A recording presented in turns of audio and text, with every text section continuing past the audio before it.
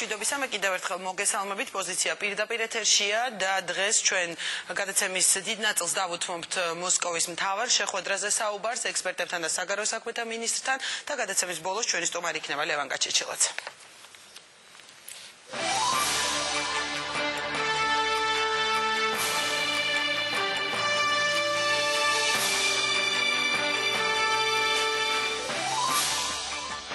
გადატვირთული შეხვედრა ორი ლიდერი ერთმანეთის პირისპირ და მთელი მსოფლიო მოლაპარაკების შედეგის მოლოდინში. პოლიტიკური ეპიცენტრი მოსკოვი და ორ ქვეყანას შორის ურთიერთობების გადატვირთვის მცდელობა.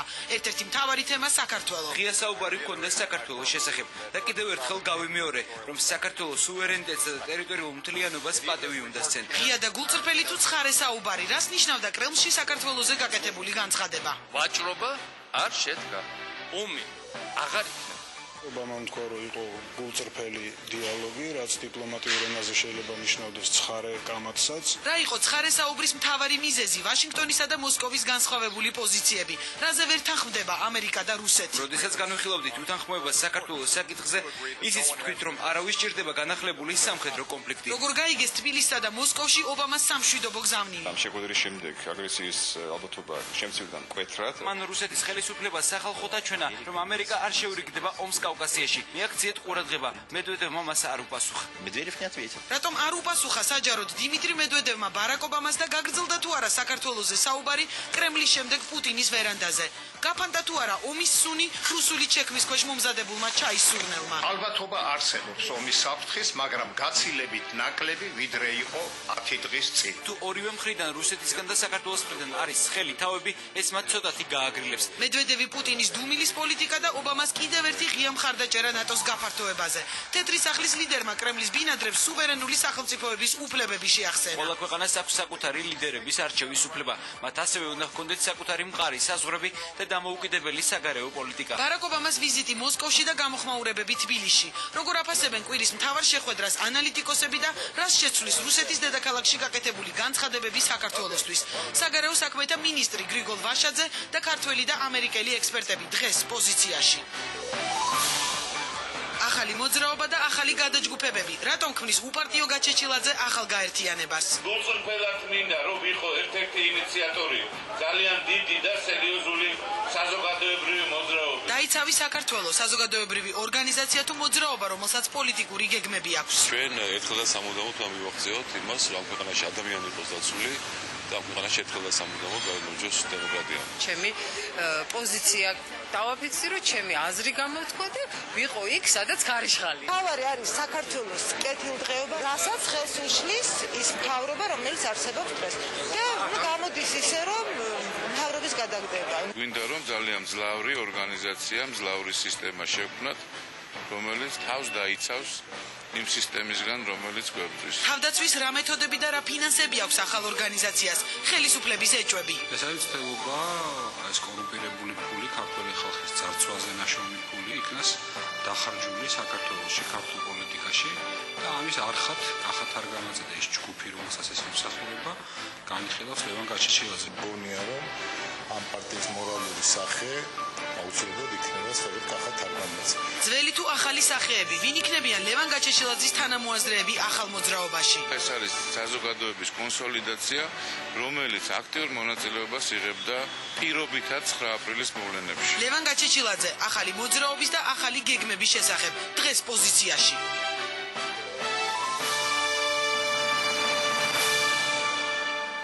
მაშასე ჩვენ პირდაპირ ეთერში ვართ და ჩემი გადაცემის პირველი სტუმარი ქვეყნის საგარეო საქმეთა მინისტრი გრიგოლ ვაშაძეა.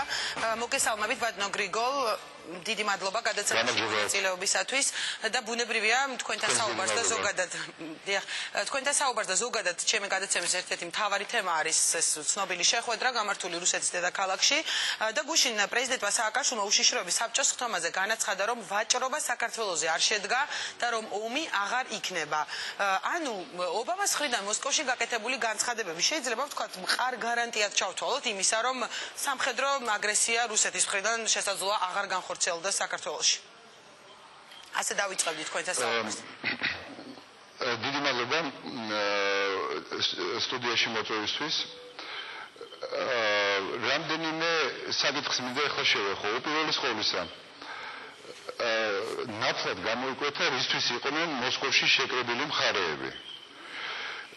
შეერთებულ შტატებს აპირებდნენ ლაპარაკს საერთაშორისო სამართალზე, აპირებდნენ ლაპარაკს პასუხისგებლობაზე, აპირებდნენ ლაპარაკს თანამშრომლობაზე, რუსეთის ფედერაცია აპირებდა ლაპარაკს ვაჭრობაზე და რაღაც საკითხების ერთმანეთზე გაცვლაზე. ეს არ შესდგა და შეერთებული შტატების პრეზიდენტმა კვეთრად დააფიქსირა თავის პოზიცია ყველა იმ საერთაშორისო პრობლემაზე, რომელიც რუსეთის ფედერაციას და შეერთებულ შტატებს და აგრეთვე საერთაშორისო თანამეგობრობას ალბათ თანაბრად აღელვებს. ეს საკითხები იყო ავღანეთის ტრანზიტი, ეს საკითხები იყო ირანი, ეს საკითხები შეეხებოდა საქართველოს. მოდით ვილაპარაკოთ იმაზე, რაც ჩვენ ქვეყანას შეეხება. ჩვენ ქვეყანას რაც შეეხება ძალიან ეს მაინტერესებს ჩვენ ვისაუბრებთ დეტალურად, მაგრამ არის თუ არა მისი ეს განცხადებები გარკვეული გარანტია? ამაზე მინდა რომ მიპასუხოთ, ბატონო გრიგოლ. იცით, ახლა გარანტიას, 100%-იან გარანტიას, როგორც ოსტატ ბენდერი ამბობდა, თქვენ მოგცემთ მარტო სადაზღვევო პოლისი და ღმერთი. სხვა 100%-იან გარანტიას ვერ მოგცემთ. მაგრამ რაც შეეხება იმას, რომ ომის საფრთხე არის მკვეთრად შემცირებული და საქართველოს არ ემუქრება უახლოეს მომავალში სამხედრო აგრესია, ეს აბსოლუტურად გასაგები არის. რუსეთს უთხრეს, რომ საქართველოსში გამეორებითი სამხედრო აგრესია გამოიწვევს რუსეთის დაპირისპირებას მთელ ცივილიზებულ სამყაროს. ჩვენ ეს მოვისმინეთ პრესკონფერენციაზე, ჩვენ ეს მოვისმინეთ შემდეგ პრეზიდენტ ობამას გამოსვლაზე მოსკოვის ეკონომიკის სკოლაში, ჩვენ ეს მოვისმინეთ პრეზიდენტ ობამას ინტერვიუში, რომელიც მან ტელეკომპანია Fox მისცა. ერთი და იგივე იყო გამეორებული. არავინ არ მოითმენს რუსეთის აგრესიას თავისი მეზობლების მიმართ, უპირველეს ყოვლისა საქართველოს მიმართ. ასე რომ ჩვენ კიდევ ერთხელ შეგვიძლია გავიმეოროთ ის, რაც გუშინ პრეზიდენტმა თქვა, საქართველოს მიმართ სამხედრო აგრესიის ალბათობა არის ძალიან შემცირებული. კარგით, ბატონო გრიგოლ, თუ გქონდათ საუბარი თქვენს ამერიკელ კოლეგებთან უკვე, ან თუ გახდათ თქვენთვის ცნობილი თქვათ ამ დახურული შეხვედრის რაიმე დამატებითი ახალი დეტალები, იმიტომ რომ ყველას აინტერესებს რა იდგა ამ ოფიციალური განცხადებების მიღმა და იგივე უცხოური მედია გაუთავებლად წერდა ამ თემაზე, მაგრამ რაიმე ისეთი რეალური დამატებითი ინფორმაცია თუ გაქვთ თქვენი კოლეგებისგან? იცით, მე დამატებითი ინფორმაცია არ მაქვს, მაგრამ დაწვრილებითი ინფორმაცია, მაგრამ არის ეს ინფორმაცია არის როგორც საკმაოდ ხშირად ხდება მოწოდებული კონფიდენციალურობის პირობებით. ამიტომ მე მომთხოვთ იმის მოყოლას, რაც მე ამერიკელი კოლეგებისგან ვიცით, მაგრამ მე დეტალურად ვიცით. კონსტიტუციის მოყოლა შეიძლება თუ არის რამისიც საინტერესო. ვილაპარაკოთ მარტო შედეგებზე. შედეგი არის ნათელი. საქართველოს გაცვლა არ მოხდა არც ერთ სხვა საერთაშორისო პრობლემაში. საქართველოს დამოუკიდებლობა, სუვერენიტეტი და რასთავარია ტერიტორიული მთლიანობა არის დადასტურებული და რუსეთი არის გაფრთხილებული იმაზე, რომ კიდევ ერთი სამხედრო აგრესია არის მიუღებელი და საქართველოს ტერიტორიული მთლიანობას საერთაშორისო თანამეგობრობა არასოდეს არ დააყენებს ეჭვის ქვეშ. ეს შეეხება აფხაზეთსაც და ცხინვალის რეგიონსაც. კარგით, ბატონო გრიგოლ, ვისაუბროთ შედეგებზეო და ვთქვათ, გასაგებია რომ ეს იყო აღქმული და სამშვიდობო გზავნილი ზოგადად, ვთქვათ, ბარაკ ობამას მხრიდან და ყველა ამბობს როგორც ოფიციალური, ისე არაოფიციალური პირებიც, იგივე მოსახლეობაშიც კი გამოიწვია, ვთქვათ, ის შეგრძნება, რომ აი შესაძლო ომი აღარ იყოს და ვთქვათ, უფრო დამშვიდდნენ ის ადამიანები, ვინც ამაზე ღელავდნენ. მაგრამ საინტერესოა ეს შეხვედრა იქონიებს თუ არა გავლენას, ვთქვათ, იგივე ძველი სტატუს-კვოს აღდგენაზე, ან თუნდაც 6 პუნქტიანი დოკუმენტის შესრულებაზე, რომელსაც დღემდე რუსეთი ბოლომდე არასრულებს და ვთქვათ, იგივე ევროკავშირის მონიტორებს დღემდე არ აქვს საშუალება, რომ ოკუპირებულ ტერიტორიებზე შევიდნენ. იცით, საერთოდ ყველა სფეროში, მათ შორის დიპლომატიაშიც, შედეგი არის მუშაობის რეზულტატი, ხო? რაღაცა შედეგს რომ მიაღწიო, ამისათვის უნდა იმუშაო. არაფერი ჯადოსნური ჯოხის აქნევით არ მოხდება. პირველი შედეგები უკვე დაფიქსირდა. რუსეთმა დაუშვა კატასტროფიული შეცდომა, განახორციელა სამხედრო აგრესია საქართველოს წინააღმდეგ და ცნო ამ ორი ბანტუსტანის დამოუკიდებლობა. მარტო ხამასთან და ხიზბოლასთან ერთად და ამას მივათვალოთ კიდევ ნახევარცნობა ნიკარაგუას. იმიტომ რომ პარლამენტს ორტეგას ეს გადაწყვეტილება არ დაუმტკიცებია. გასაგებია, თუმცა ბატონო, მეორე მხრივ რუსეთს ასევე მკაფიოდ უთხრეს, რომ იმისათვის, რომ ის იყოს პასუხისმგებელი მოთამაშე საერთაშორისო არენაზე, იმისათვის რომ რუსეთს ყველა მოექცეს როგორც ძე სახელმწიფოს, რომელსაც განსაკუთრებული პასუხისმგებლობა აკისრია, იმისათვის რომ რუსეთმა დაიმკვიდროს თავისი კუთვნილი სხვათა შორის ადგილი ცივილიზებული ერების ოჯახში, ამისათვის საჭიროა მოქმედება საერთაშორისო სამართლის პრინციპების და ნორმების დაცვით. მოსკოვში ეს გაიგეს, ამას მოусმინეს და ყურად იღეს, იმიტომ რომ ჩვენ თუ გონია რომ რუსეთი ცხოვრობს ვაკუუმში, უხაერო სივრცეში და რუსეთი აბსოლუტურად დამოუკიდებელია დანარჩენი სამყაროსგან, ეს არის ძალიან დიდი შეცდომა. რუსეთი დანარჩენ სამყაროზე გაცილებით უფრო მეტად არის დამოუკიდებელი, ვიდრე დანარჩენი სამყარო რუსეთზე. ამიტომ ეს გაფრთხილება და ეს დიალოგის პროცესში შეთავაზებული პოზიცია დამჯერეთ მოსკოვში ძალიან დიდი ყურადღებით იქნა მოსმენილი და ალბათ ვიმედოვნებ ყოველ შემთხვევაში რომ სათანადო დასკვნებსაც გააკეთებენ. და ბატონო გრიგოლ, თქვენ ახსენეთ რომ თქვა ეს იყო ასე ვთქვა განცხადებები, მაგრამ წინ არის კიდევ მილიონი რამ, ანუ მთელი პროცესი მიმდინარეობს. ამ შემთხვევაში რა გეგმა აქვს ხელისუფლებას ამ მიმართულებით, თქვა უფრო კონკრეტულად რა ნაბიჯები იდგმება ამ კუთხით? თუ შეგიძლიათ მითხრათ, გულისხმობ რომ კონფლიქტის ზონებში თქვა დღეს უკვე არც ერთი მისია აღარ არსებობს ოფიციალური საერთაშორისო და წინ არის მთავარი ეს დეოკუპაციის პროცესი. იცით თქვენ ამას ცოტა სხვა კუთხით შეხედეთ.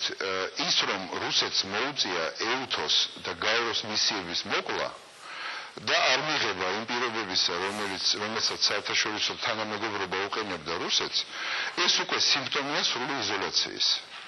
აქედან რუსულ დიპლომატიას აქვს ორი გამოსავალი.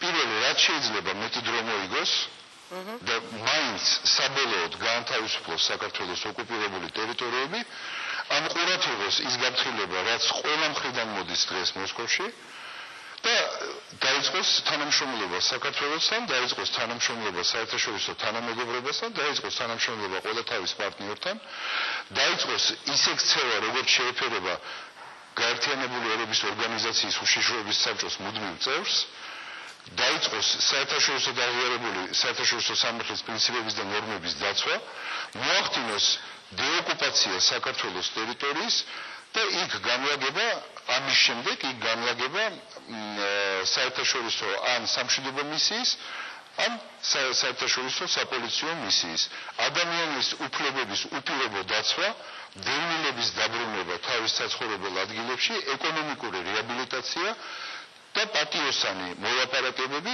აფხაზეთის და ცხინვალი რეგიონის სტატუსზე საქართველოს საყოველთაოდ აღიარებული საზღვრების ფარგლებში. ეს შეთავაზება მოსკოვის წინ ეხლა მაგიდაზე დევს და დამიჯერეთ ამას არავინ არ მოხსნის. და თუ ვინმე არის, ვისაც გონია რომ რუსეთს შესწევს დღეს ძალა ან გულის სიღრმეში აქვს სურვილი იმისი რომ დაუპირისპირდეს მთელ დანარჩენ სამყაროს, ეს ადამიანი ძალიან ცდება. კარგი, და ბატონო გრიგოლ, კიდევ ერთი განცხადება, რომელიც ბარაკ ობამამ სწორედ იმ ეკონომიკურ ინსტიტუტში გააკეთა, ეს იყო საქართველოს და უკრაინის ნატოში გაწევრიანებას და ალიანსის გაფართოებას ეხებოდა. ამ მხრივ, რა პერსპექტივა არსებობს საქართველოსთვის, როდესაც მაინც არ მოგცეს მაპი, ვთქვათ, გასაგებია რომ ჩაიწერა, რომ ეს ორი ქვეყანა აუცილებლად გახდება ნატოს წევრი და ერთი შეხედვით ამ ეტაპზე საკითხი გაყინულია. ქალბატონინო, მარტო რუსეთის ფედერაციას და რუსეთის ფედერაციის ხელისუფლებას სურს, რომ ვინმე მიფიქროს, რომ საქართველოს ნატოში გაწევრიანების პერსპექტივა არ აქვს. დამიჯერეთ, დღეს ჩვენ ნატოში გაწევრიანების პერსპექტივა არის აბსოლუტურად რეალური. კონკრეტულად როგორ წავა ეს პროცესი? კონკრეტულად მოგახსენებთ, ეხლა მოგახსენებთ კონკრეტულად ყველაფერს. რაც შეეხება მაპის პრობლემას, მაპის პრობლემა მოხსნილია დღის წესრიგიდან, იმიტომ რომ დასავლეთში რამდენიმე დელეგაციამ მოიფიქრა ძალიან მოხდენილი გამოსავალი იმ კაზუისტური ჩიხიდან, რომელიც მაპს შეეხებოდა. საქართველოს ეხლა ყოველ წელს ნატოს წარუდგენს ნაციონალური მოქმედების პროგრამას. ჩვენი პირველი პროგრამა წარდგენილია და მას ჰქონდა ძალიან დიდი წარმატება. ჩვენ შევქმნით ნატოს საქართველოს კომისია, რომელიც არის შესანიშნავი ინსტრუმენტი მაქსიმალურად დაახლოების ალიანსთან. ჩვენ უახლოეს მომავალში გავხსნით ნატოსთან კავშირის ოფის თბილისში, რომელიც კიდევ ერთი რგოლი იქნება იმ ჯაჭვისა, რომელსაც საქართველოს მიყავს ნატოსკენ. რაც ფარია, საქართველოს უკვე ძალიან დიდი პროცენტული შემადგენლობით იქცევა როგორც ნატოს წევრი. შევახსენებთ, რომ ჩვენ ავღანეთში ავღანეთში ვაგზავნით, უკვე გაგზავნილი ყავს და ვაგზავნით ჩვენ კონტინგენტს, რამაც ალიანსის დიდი მოწონება და დიდი მადლობა გამოიწვია. ისე რომ ჩვენ ნაბიჯ-ნაბიჯ მივიწევთ იმისაკენ, რომ საქართველო გახდეს ნატოს წევრი. შეერთებული შტატების პრეზიდენტმა, ისევე როგორც შეერთებული შტატების ვიცე-პრეზიდენტმა მანამდე, ისევე როგორც საქართველოს, ისევე როგორც შეერთებული შტატების სახელმწიფო მდივანმა ჩემთან პირად საუბარში და სხვა თანამდებობის პირებმა არაერთხელ დაადასტურეს გადაწყვეტილება იმის შესახებ, რომ საქართველო გახდება ნატოს წევრი, ეს არის უყევი და არავითარ მესამე სახელმწიფოს ამაში ვეტოს უფლება არ იქნება. მთავარი არის, რომ ჩვენ ვიმოქმედოთ გააზრებულად, მოფიქრებულად, ნაბიჯ-ნაბიჯად და მივახლოვდეთ მაქსიმალურად იმ სტანდარტებს, რომელიც არსებობს ნატოს წევრისთვის. ეს შეეხება სამხედრო სფეროს, ეს შეეხება უსაფრთხოებას, სტაბილურობას, დემოკრატიული საზოგადოების განვითარებას, კანონმდებლობას. საქართველოს მთავრობას აქვს დეტალური გეგმა და ჩვენ ამას ნაბიჯ-ნაბიჯ ვახორციელებთ. და ბატონო გრიგოლ, ბოლო კითხვა, იგეგმება შეერთებული შტატების ვიცე-პრეზიდენტის ჯო ბაიდენის ვიზიტი საქართველოში. ამ ფონზე გულისხმობ მოსკოვში გამართული ესეთი შეხვედრების და ვთქვათ ამ ხმამაღალი განცხადებების შემდეგ, რას ელოდება თბილისი ბაიდენის ვიზიტისგან, ანუ აი რამდენად მნიშვნელოვანი იქნება და რა მიმართულებით ვთქვათ ეს ვიზიტი? ქალბატონო, თქვენი ყურადღება მინდა მივაქციო ორ ფაქტს. ამერიკის შეერთებული შტატების პრეზიდენტის ვიზიტის წინ მოსკოვში ერთი კვირით ადრე ვაშინგტონში შესდგა საქართველოს შეერთებული შტატების სტრატეგიული ქარტიის გარდაქმნაზე ორმხრივ ხელშეკრულების მთელ სერიაზე გარდაქმნაზე მოლაპარაკებები. ეს იყო პირველი სიგნალი. სამიტის შემდეგ ჩვენთან ჩამოდის შეერთებული შტატების ხელისუფლების აბსოლუტური ხელისუფლების მეორე პირი, რომელსაც ასევე იქნება დეტალური ლაპარაკი იმაზე, როგორ შეიძლება გადაიქმნას საქართველოს და შეერთებულ შტატებს შორის ხელმოწერილი ქარტიაში დაფიქსირებული პრინციპები, როგორ შეიძლება გადაიქმნას მთელ სერიად ორმხრივი ხელშეკრულებებისა. ჩვენ არ ვაფასებთ ამ ვიზიტს, იმიტომ რომ სულ ყველას ესმის, რამდენად მნიშვნელოვანია ეს ვიზიტი და რამდენად სიმბოლურია მოსკოვის სამიტის შემდეგ ფაქტიურად იმ წუთასვე შეერთებული შტატების ადმინისტრაციის მაღალჩინოსანი საქართველოში ჩამოსა. ჩვენ ვლაპარაკობთ მარტო იმ კონკრეტულ შედეგზე, რასაც ეს ვიზიტი მოიტანს იმ სფეროებში, რაც შეეხება სავიზო რეჟიმის განაპირობებას, გაღრმავებულ და თავისუფალ სავაჭრო რეჟიმს, კულტურაში, მეცნიერებაში, ჰუმანიტარულ სფეროში თანამშრომლობას, ენერგოუსაფრთხოებაში თანამშრომლობას და ასე შემდეგ. ყველა ამ სფეროსთვის შეერთებულ შტატებს და საქართველოს უკვე მომზადებული აქვს კონკრეტული წინადადებები, ეს წინადადებები ახლა იმყოფება განხილვის სტადიაში. ამიტომ ყოველი შეხვედრა გვაახლოვებს საბოლოო შედეგთან, როდესაც ეს წინადადებები გაფორმდება როგორც საერთაშორისო იურიდიული ინსტრუმენტები. გასაგებია, ძალიან დიდი მადლობა. საგარეო საქმეთა მინისტრი გრიგოლ ვაშაძე საუბრობდა პოზიციის პირდაპირ ეთერში, მე თქვენ დაგემშვიდობებით და ახლა პროდიუსერს უბრალოდ მითხრას რეკლამის დროა, თუ შემიძლიათ ჩემს სტუმრებთან განვაგრძო საუბარი. განვაგრძობ სტუდიაში ჩემს სტუმრებთან საუბარს ქართველი და ამერიკელი ექსპერტი იქნება დღეს ამ სტუდიის სტუმარი, სტრატეგიული კვლევების ფონდის პრეზიდენტი და საერთაშორისო ურთიერთობების ბატონი ალექსანდრე რონდელი და ატლანტიკური საბჭოს საერთაშორისო უსაფრთხოების პროგრამების დირექტორი და პრეზიდენტ ბუშის სპეციალური თანაშემწე დეიმონ უილსონი. საღამო მშვიდობისა. Good evening. Thank you very much for joining us. But I'll continue in Georgian and interpreter will help us. მე ქართულად გავაგრძელებ, ბუნებრივია შეკითხვების დასმას და თარჯიმანი დაგვეხმარება. და პირველ კითხვას სწორედ სტუმარს მინდა დავუსვა თქვენის ნებართვით, ბატონო ალექსანდრე. საქართველოში პრეზიდენტ ობამას მხრიდან ესე ღიად გამოთქმული განცხადებები აღიქვეს როგორც ასე ვთქვათ სამშვიდობო გზავნილი და გაკეთდა ესეთი განცხადებებიც, რომ სავარაუდოდ ომი აღარ იქნება საქართველოში. თქვენი როგორც უსაფრთხოების საკითხებში ექსპერტის შეფასება მაინტერესებს.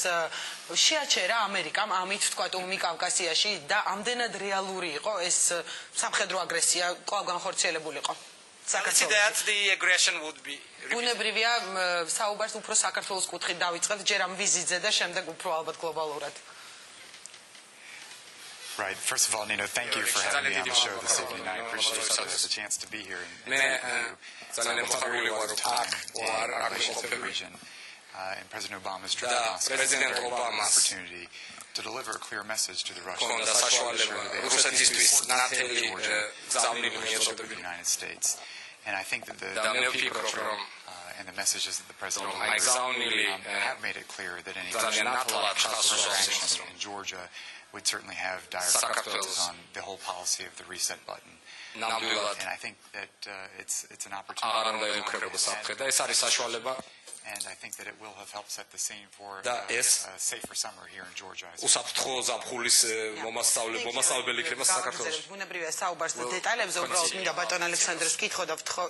ვთხოვ ჩემს პროდიუსერს რომ იქნებ თარჯიმნის ხმა მეც მოდეს და ბატონ ალექსანდრესთან თქვენ კითხავთ იცით რას რომ თქვა ობამამ ხაზგასმით თქვა რომ არავინ არის დაინტერესებული სამხედრო კონფლიქტით განცხადების დროს იმ ფონზე როდესაც მედვედევი თქვა ამ თემაზე დუმდა და ეს ყოველს თვალში მოსახვედრი იყო რომ მან იქვე არანაირი განცხადება ამ თემაზე არ გააკეთა ნიშნავს თუ არა ეს რომ შეთანხმება ამ თემაზე მაინც ამ ორ ლიდერს შედგა თუ პირიქით თქვა ეს აღიქმებოდა იმათ რომ ის არ ეთანხმებოდა თქვა President Obamas. Well, მიაღწია ყურადღება იმას, რომ ბატონი მედვედევი ძალიან დაიძაბა იმ მომენტში, როდესაც ბატონი ობამა ლაპარაკობდა საქართველოს შესახებ. დაიძაბა, მაგრამ დიპლომატიურ ენაზე, როდესაც ერთ-ერთი მოლაპარაკე ამბობს, რომ ჩვენ მივახციეთ შეთანხმებას, ან ჩვენ ვესმის ორივეს, რომ მშვიდობიანად უნდა გადასცეს ყველაფერი, ეს ნიშნავს, რომ ორივე ეთანხმება ამას. ოცხოში დიპლომატიაში ასეა.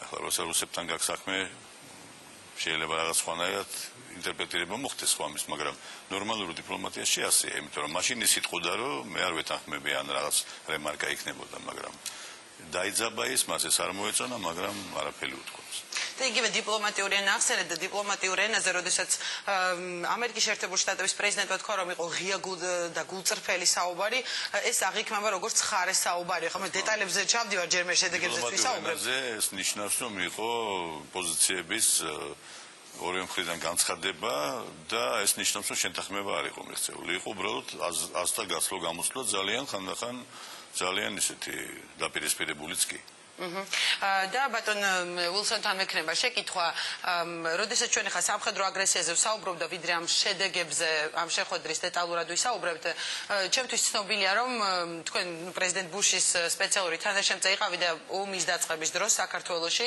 ჰქონდათ მასთან უშუალო კონტაქტი იგივე ბუქარესტის სამიძე იმყოფებოდით მასთან ერთად ანუ მე მინდა რომ ჯერ სამხედრო აგრესიის დაწყების დღეები გავიხსენო და უბრალოდ ამერიკის პოზიციაზე თქვენ უფრო მეტი ინფორმაცია გაქვთ მაშინ რა ხდებოდა ვაშინგტონში ვთქვათ და როგორ უყურებდნენ აი ცხელ დღეებს ზოგადად ოფიციალური განცხადებები მოსმენილი გვაქვს ბუნებრივია Right.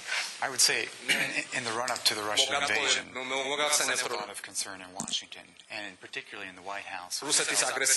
We held several meetings over the course of that summer after the Bucharest summit in the White House, very much focused on the tensions rising in Georgia.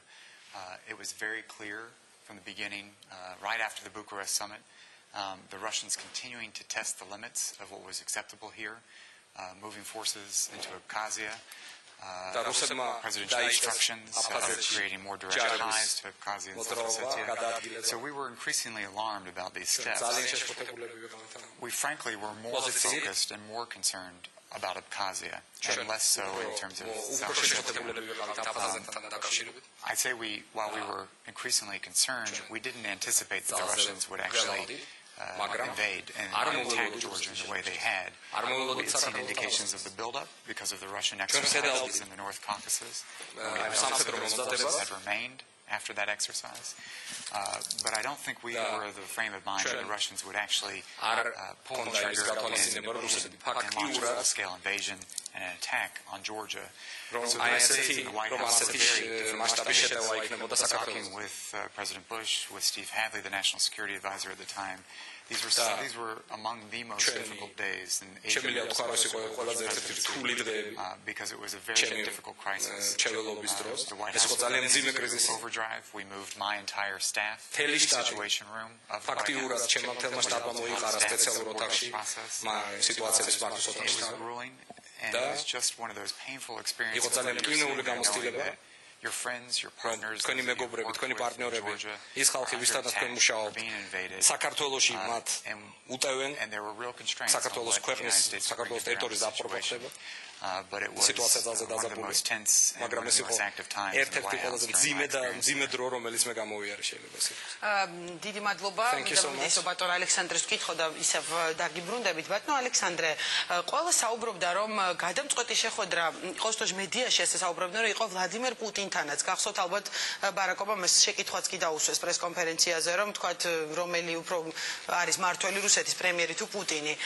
მაგრამ ყველაზე დახურული დარჩა ამ შეხვედრის დეტალები. თქვენ ალბათ მედიასაც გაიცანით და გქონდათ მილიონი ადამიანთან საუბრის საშუალება. თუ შეგიძლიათ გითხრათ, თუ არის ცნობილი, იმიტომ რომ იყო საუბარი, რომ პუტინის თვალებში უნდა ამოეკითხა აპირებს თუ არა ისევ ომს საქართველოში პრემიერია ჟურნალისტი წერდა ერთ-ერთი. ანუ იქნებოდა იქ საქართველოზე ვთქვათ ღია საუბარი, ან თუ გაქვთ რამე ინფორმაცია და რას ნიშნავდა დუმილის პოლიტიკა რუსეთის? ერთი იმ ჩეკმას რო დაინახავდა, მე თვალებში ალბათ აღარ ჩახედავდა.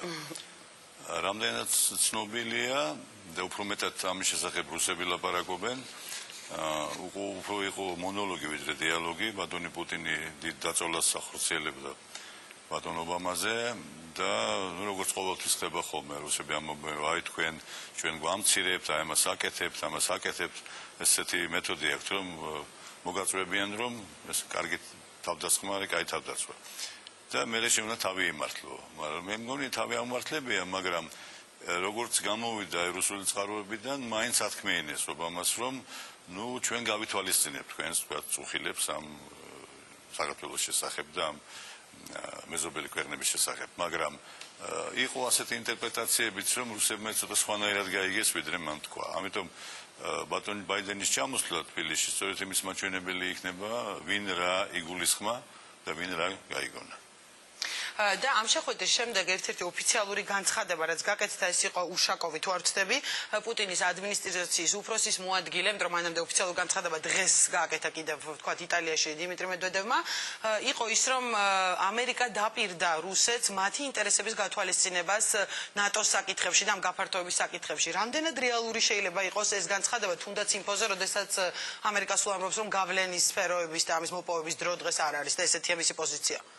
ახლა ბუნებრივია, რომ შეერთებული შტატები დელიკატურად მოიქცეოდნენ, იმიტომ რომ სტუმრად იყო ბატონი ობამა, პირველი შეხვედრა იყო, იქ იყო ძალიან ბევრი ისეთ საკითხი, რომელიც უნდა გადაჭრილიყო და გადაეჭრა დადებითად და რუსებმა ეს გამოუგორეს, რომ იტყვიან შეხვედრი ბურთი იმისათვის, რომ ვთქვათ, იმას მიიღო ეს პასი, მან ეს პასი მიიღო, მაგრამ რა თქმა უნდა, რაღაცები მოსთხოვეს და აი ამ პასუხებში, რომელიც ჩვენამდე არის მოსული, იქ არ ჩანს, რომ რაიმეს დაპირდა. რა თქმა უნდა თქვა, რომ ალბათ გავითვალისწინებთ თქვენ კონცერნებს და იმას, მაგრამ ეს არ ნიშნავს იმას, რომ რაღაცას დათანხმდით. იმიტომ რომ შემდეგ ეკონომიკურ სკოლაში გამოსვლისას მან ხაზი გაუსვა იმას, რომ ეს საკითხი არ იყიდება და ყველა ქვეყანას აქვს უფლება მოიქცეს ისე, როგორც მას სურს. ბატონ უსოსაც მინდა ამავე თემაზე ვკითხო, ვთქვათ, როგორია იგივე ამერიკული შეფასება და თქვენი მოსაზრება, რამდენად იყო შესაძლებელი, ვთქვათ, მსგავსი პირობა მიეცა ბარაკ ობამას ვლადიმერ პუტინისთვის, რუსეთის პრემიერისთვის. I think that President Obama made the U.S. position very clear. President Obama ძალიან ნათელი გახადა ამერიკის პოზიცია. We know that he did so in his public statements. მან გააკეთა კერძო საუბრებში ალბათ ეს და ასე მოიქცა ოფიციალურ განცხადებებში. პრეზიდენტი ობამა ძალიან ნათლად მეტყოლებს თავის გამოსვლებში, რომ დიდი და მისი პოზიცია, რომ დიდი იმპერიების დრო გავიდა და მე ვფიქრობ, რომ the message that President Obama sent ის გზავნილი, რომელიც მიეწოდა რუსეთს, ხას უსვავს, რომ იგი მზად არის თანამშრომლობისთვის, მაგრამ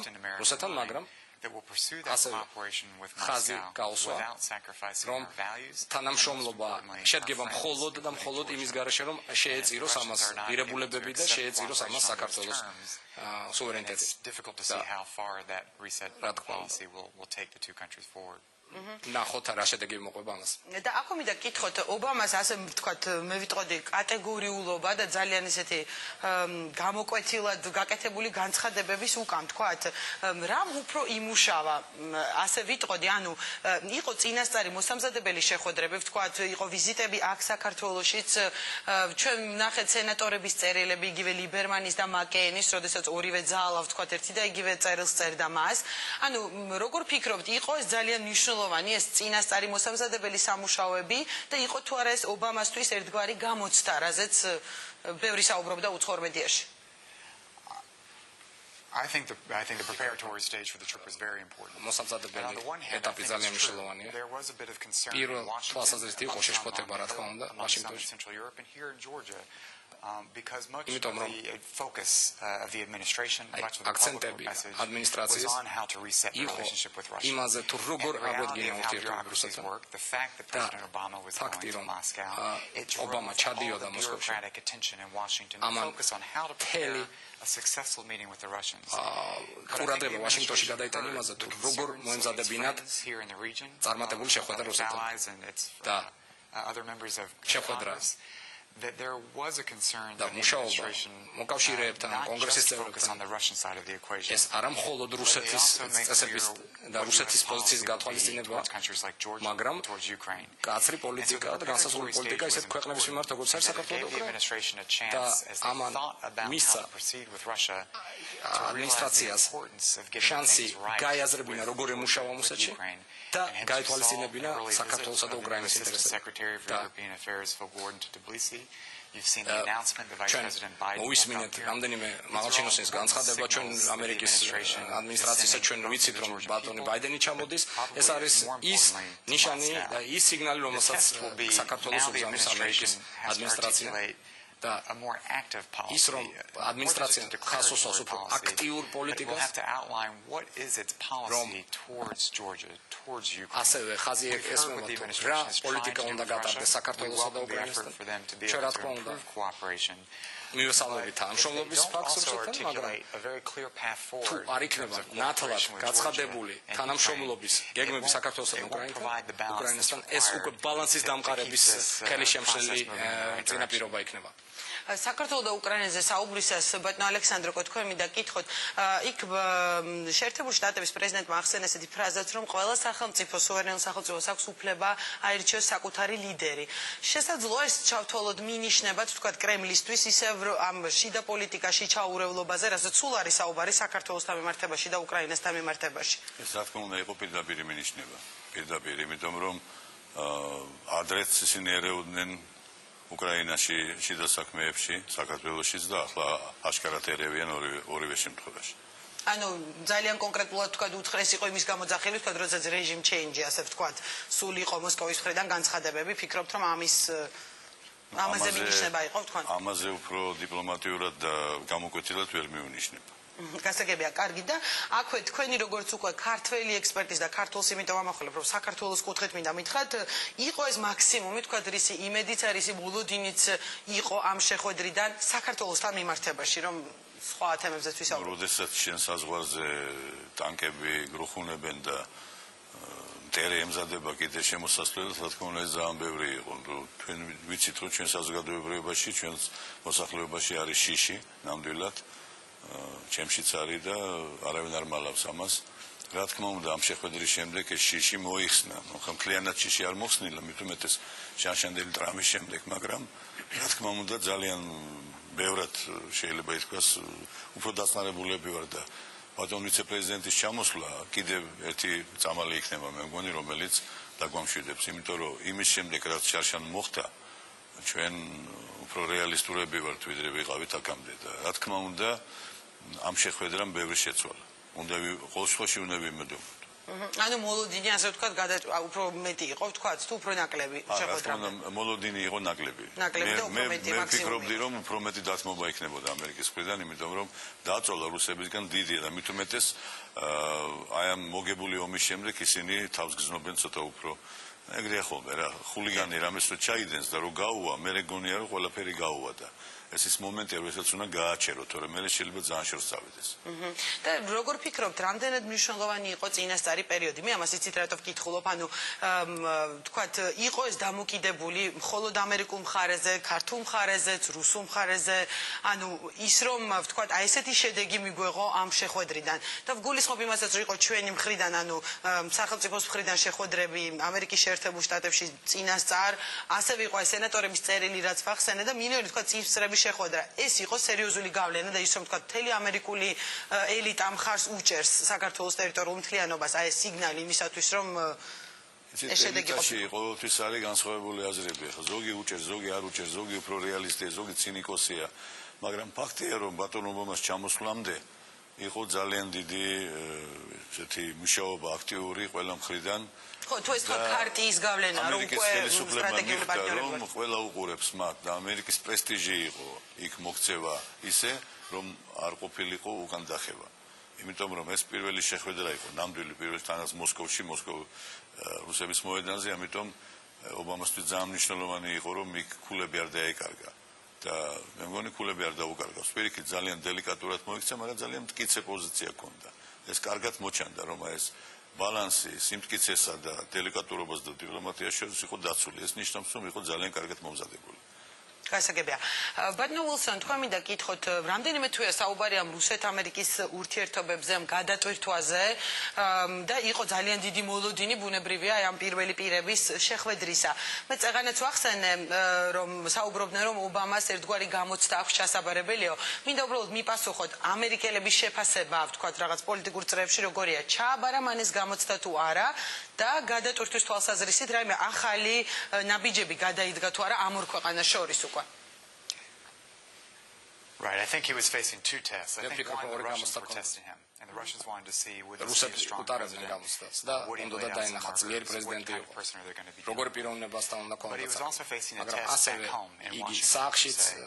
And I think there was a lot of concern about how this would play out. While many folks welcomed the effort to rebuild relations with Russia, most Americans in Washington, in the political circles, recognize that for this policy to work, it's not just the fact of America changing policy and coming to the table. It requires both sides. And there was a little bit of concern in Washington, among some in Washington, that the policy of resetting relations with Russia was being heard in Moscow as an admission that U.S. policy under the Bush administration was the fault.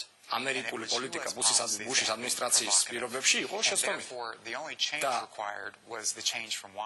და მოთხოვნები, ცვლილები პოზიციის ცვლილებაზე იყო მოთხოვნები მხოლოდ ვაშინგტონის მიმართ. და რუსები ცდილობდნენ გაეგზავნათ ესეთი ნიშანი, რომ ობამას ადმინისტრაციას გაეტარებინა ცვლილები. და თქმა უნდა, realistic appreciation of Obama ყველაფერი გააკეთა რომ მის მრჩევლებს ახმა სიტუაციის აქონოდათ აბსოლუტურად ადეკვატური ყოველგვარი გულუბრილობის გარეშე but they saw in Russian actions in these ქმედებებში მათ დაინახეს პირველ ეტაპზე მაგათაც რუსეთმა ვეტო დაადო ეუშოს მისიას გაეროს მისიას რუსეთმა არ გადადგა ეფექტური ნაბიჯები ურთიერთობის გადატვირთვის მოწოდებებზე და ფართე ესე ვთქვათ ფართე მიდგომა უნდა გამოიყენონ რომ წარმატებას მიაღწიონ მე გულისხმობ რუსეთს და მე მგონი ჩააბარა ეს გამოცდა პრეზიდენტმა. გასაგებია, რაც შეეხება ურთიერთობებს რუსეთსა და ამერიკას შორის. იყო ეს მაინც ერთგვარი დათბობისკენ გადადგმული ნაბიჯი, იმიტომ რომ იყო უთანხმოების საკითხები, მაგრამ იყო საკითხები, რაზეც შეთანხმდა ეს ორი ქვეყანა და ორი ლიდერი. There's still disagreement. It is very clear that there's no agreement on Georgia. There's არ მოხდა შეთანხმება საქართველოს there's no agreement on missile defense.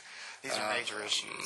სარაკეტო თავდაცვაზე არ შეთანხმება და სხვადასხვა საკითხებზე. 8 joint statements. იყო რა თქმა უნდა წარმატება, იყო საერთო განცხადება გაკეთებული. These are important issues. რა თქმა მნიშვნელოვანია.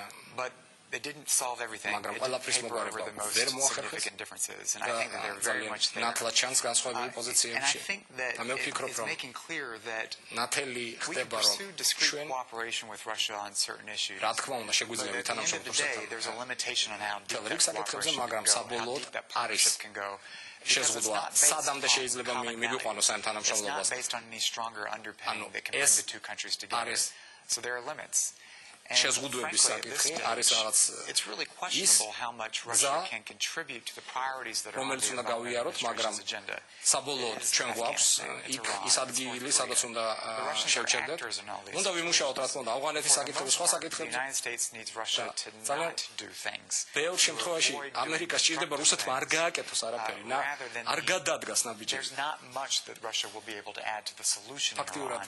ბევრ რაღაცაში რუსეთს არ აქვს ეფექტური ინსტრუმენტები ასე თუ ის ამა თუ იმ პრობლემის მოგვარებაში. And so I think that's more of the terms of where we're going. აზრით ეს არის ის პირობები, რომელსაც ჩვენ ვხედავთ. I think it's a professional business აზრით ეს დათმობაზე ცოტა გულუყვილობაა საუბარი. ეს არის პროფესიული ურთიერთობები, ასე ვთქვათ, პროფესიონალურ დონეზე აგებული ურთიერთობები. დიდი მადლობა და ბატონო ალექსანდრე, ამ ფონზე როდესაც რუსეთ-ამერიკის ურთიერთობებზე საუბრობთ, ჟურნალისტებს არ გამოპარვიათ ის დეტალი, რომ ვთქვათ იგივე ბარაკ ობამას თანახავად ქუჩაში არ გამოსულა, ვთქვათ, რაღაც გარკვეული ადამიანების ჯგუფი, მაინც იმიტომ ჩვენ გვახსოვს იგივე ჯორჯ ბუშის ვიზიტი საქართველოში, რომ ტელეეთერები არ შეწყვეტილა, ვთქვათ, ამ ოფიციალური ვიზიტის გასაშუქებლად და პირდაპირ ეთერშიც კი არ გადაიცემოდა იგივე პრესკონფერენცია მათივე პრეზიდენტის და ვთქვათ, შეერთებული შტატების პრეზიდენტი. რაზე მიანიშნებდა ეს თქვენთვის, მე რას გულისხმობ, იცით, ეს იყო პოლიტიკური დავალება, ვთქვათ, თქვენ თვლით, მაგრამ აქ არის ადამიანებზეც საუბარი, თუ ეს მოსახლეობის განწყობასაც ასახავს და გამოგითხა მაჩვენა რომ მხოლოდ 16% იყო მომხრე რომ ჩასულიყო ობამა რუსეთში.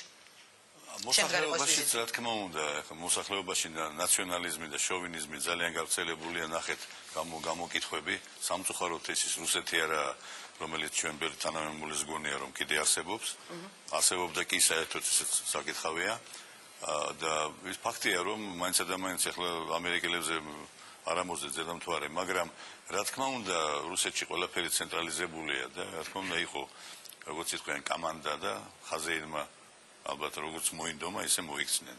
გაშუქებაც ნაკლები იყო, ყველაფერი იყო ისე როგორც უბრძანეს კრემლიდან, რა თქმა უნდა. მაგრამ მოსახლეობაც ახლა მაინც და მაინც თავს არ იკლავს. მაგრამ ფაქტია რომ მოსახლეობის გარკვეულ სეგმენტში ობამა პოპულარულია. და ობამა რა თქმა უნდა, იმიტომ რომ მაინც ახალგაზრდა ლიდერია, თანაც აფრიკელი, ამერიკელია, ძალიან ისეთი მოვლენა, ბევრისთვის ეს ძნელი მისაღებია, მაგრამ ბევრისთვის ვისაც ცოტა ესმის რაღაცა, ეს ისეთი მაჩვენებელია, რომ შეერთებული შტატები არის ქვეყანა, რომელსაც შეუძლია მოდერნიზაცია განუწყვეტლად გაიაროს და რუსეთი ამას ვერ გადის.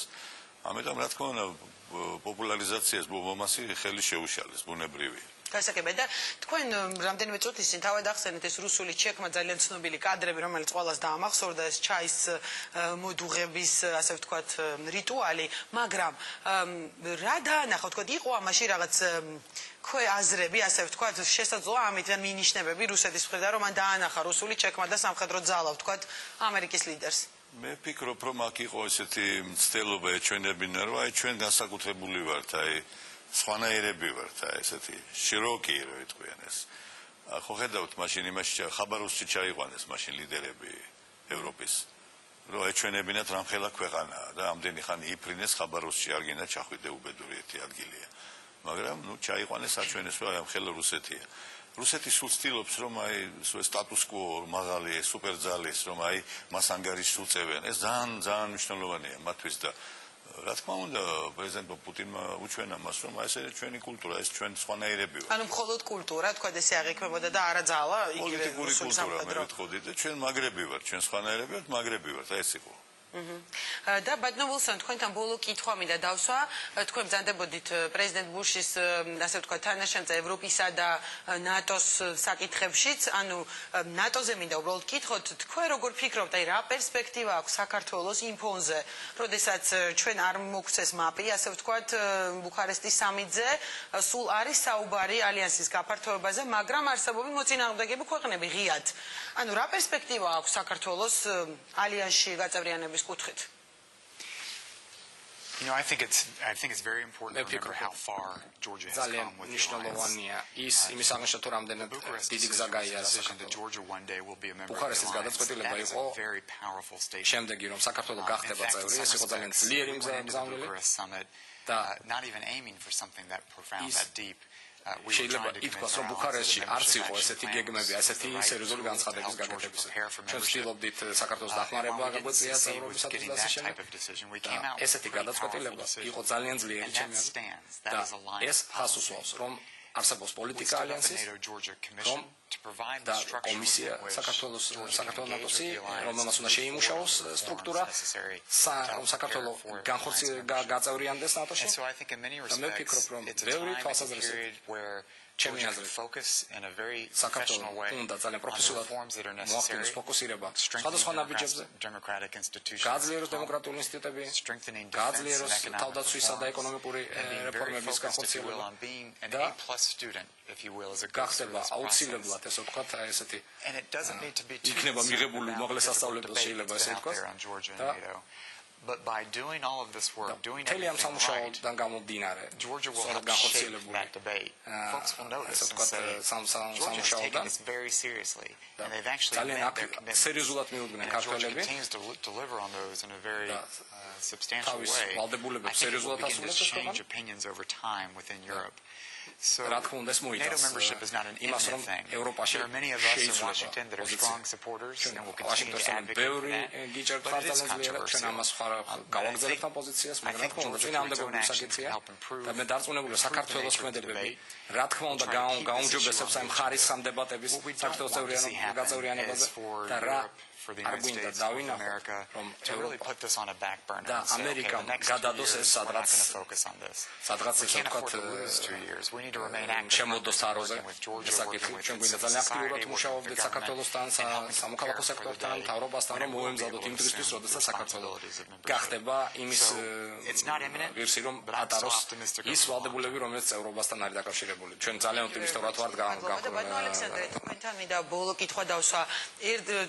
term. ნაწილში უკვე შიდა პოლიტიკაზე გვექნება საუბარი და ნაწილობრივ აქედან გამომდინარე მიხეილ სააკაშვილმა ვთქვა ამ ობამას გამოსვლის შემდეგ თქვა რომ ძალიან ბევრის პროგნოზი რომ საქართველოს დაკარგა მხარდაჭერა დასავლეთში ობამას გუშინდელი განცხადებით გაუფასურდა.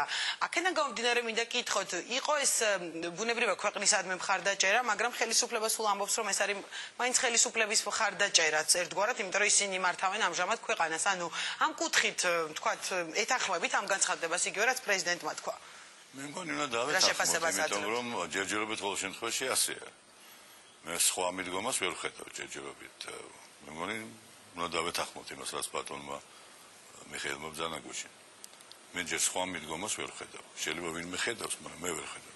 კარგით და რაც შეეხება უკვე ამ საქართველოს ასე ვთქვათ საგარეო პოლიტიკას და იგივე ამერიკის შეერთებულ შტატებთან და რუსეთთან ურთიერთობას, თქვენ რა პერსპექტივას ხედავთ დღეიდან ვთქვათ საქართველოში გულისხმობ იგივე კონფლიქტურ ზონებში და დამკვირვებლების თვალსაზრისით ვთქვათ როგორ განვითარდება მოვლენები, ანუ შედეგები კონკრეტულად რაზე შეიძლება ამ შეხვედრის აისახოს გზა და გზა? მე ვფიქრობ რომ ჩვენ უნდა ვიმუშაოთ შემდგომი დემოკრატიზაციის საკითხებზე.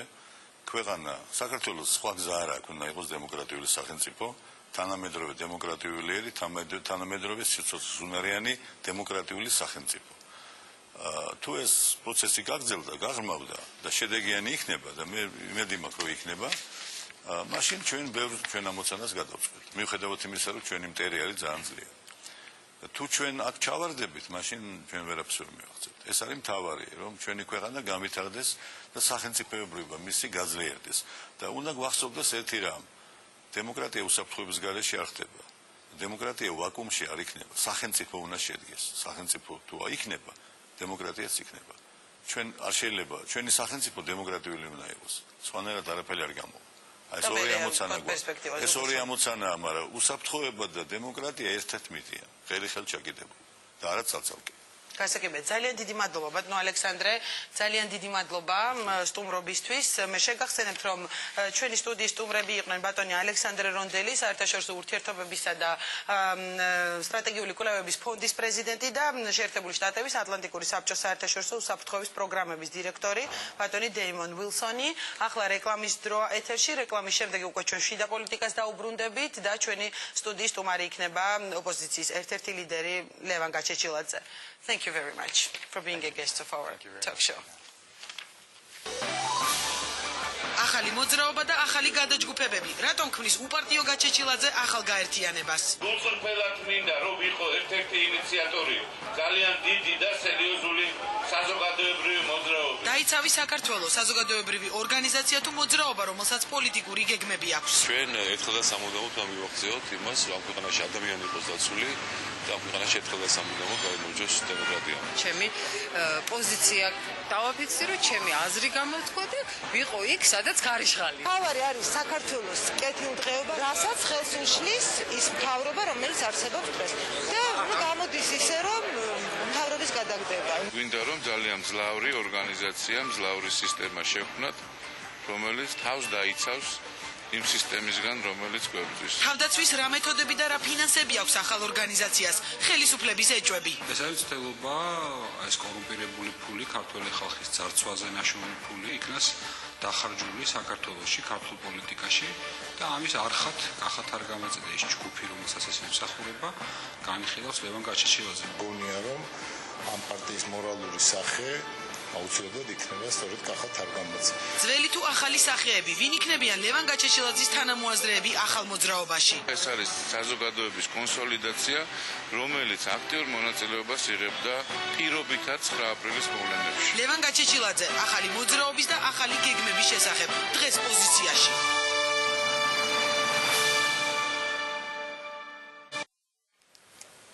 მაშასე რეკლამის შემდეგ ჩვენ კვაპირდაპირ ეთერში ვართ და წარმოგიდგენთ ჩემი გადაცემის ბოლო სტუმარს ოპოზიციის ერთ-ერთი ლიდერი ლევან გაჩეჩილაძეა. საღამომშვიდობისა ბატონო ლევან, დიდი მადლობა სტუდიაში მობრძანებისთვის და ვიდრე იმ მოძრაობაზე საუბარს დავიწყებდეთ, რაც იყო თქვა თქვენთვის დღევანდელი დღის მთავარი თემა. მინდა უბრალოდ რადგან წინა ნაწილი მთლიანად დაეთმო ამერიკის შეერთებული შტატების პრეზიდენტის ვიზიტს, უბრალოდ თქვენს კითხოთ, თქვენ გააკეთეთ ამაზე შეფასება და კომენტარი, ჩვენ ეს მოვისმინეთ, რომელიც სხვადასხვა სხვა ლიდერებისგან იყო განსხვავებული და თქვენ ამბობდით, რომ იგივე მოსკოვში კვანძი საქართველოზე არ გაიხსნა და ბევრი არაფერი შეიცვლებაო, თქვათ. ანუ ელოდით უფრო მეც ამ ვიზიტიდან თუ თვლით იმას, რომ რაც მაშინ თქვათ, რომ საქართველოს საკითხები უნდა წყდებოდეს მხოლოდ აქ და არა სხვა ლიდერების ქვით. მივესალმები მთელ საქართველოს, მადლობთ მოწვევისათვის. შეიძლება ზოგს უკრის, რომ რატომ გავახშირი აქციარული, მაგრამ ბევრი აქტუალური თემა დაატრიალდა ჩემს თავზე და ჩვენს ირგვლივ. ამიტომაც მადლობას მოგიხდით, გადაგიხდით. რაც შეეხება რა თქმა უნდა ძალიან მნიშვნელოვანია, როდესაც უძლიერესი სახელმწიფო აფიქსირებს ინტერესს საქართველოსადმი, აფიქსირებს მეგობრობას საქართველოსადმი, მათი პირველი პირები აფიქსირებენ ამას, მაგრამ რეაქცია ასევე ჩემგან იყო ის, რომ ეს კვანძი არ გაიხსნა და კვანძი არ გაიხსნება ერთი მარტივი მიზეზის გამო. როდესაც ერთი ელემენტარული მაგალითი წარმოვიდგინოთ, როდესაც უშუალოდ შენ გეხება, შენ ქვეყანა, შენ ხალხს ეხება თემა, შენც უნდა იყო ამ პროცესების თანამონაწილე.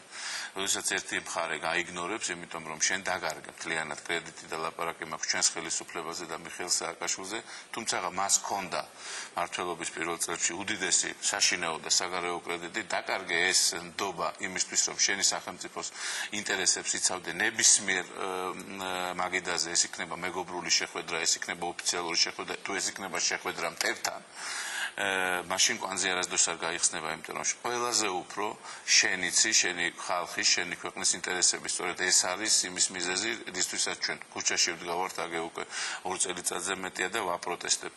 ამ ხელისუფლების რესურსი საქართველოს საშინაო და საგარეო პოლიტიკაში არის ამოწურული და სწორედ ეს არის ჩვენი უდიდესი ნერვიულობის, განცდის, თუ ნებათაღელვის მომენტი. ამიტომაც მე ძალიან ეჭვმეპარება, რომ კვანძი გაიხსნას ქვეყნის ლიდერის გარეშე და საუბარია ერთ ქვეყანაზე თქვა იგივე მთავარ შედეგად იყო დასახელებული რომ ომის შესაძლო აღარ იყოს რომ ეს მაინც იყო ძალიან დიდი მხარდაჭერა საქართველოს მიმართ და ასე შემდეგ. რომ ეს დადებითი მომენტია, თუმცა ახალი შეცდომებისგან დაზღვეულები არა ვართ, ახალი პროვოკაციული გამოხდომებისგან არა ვართ დაზღვეული.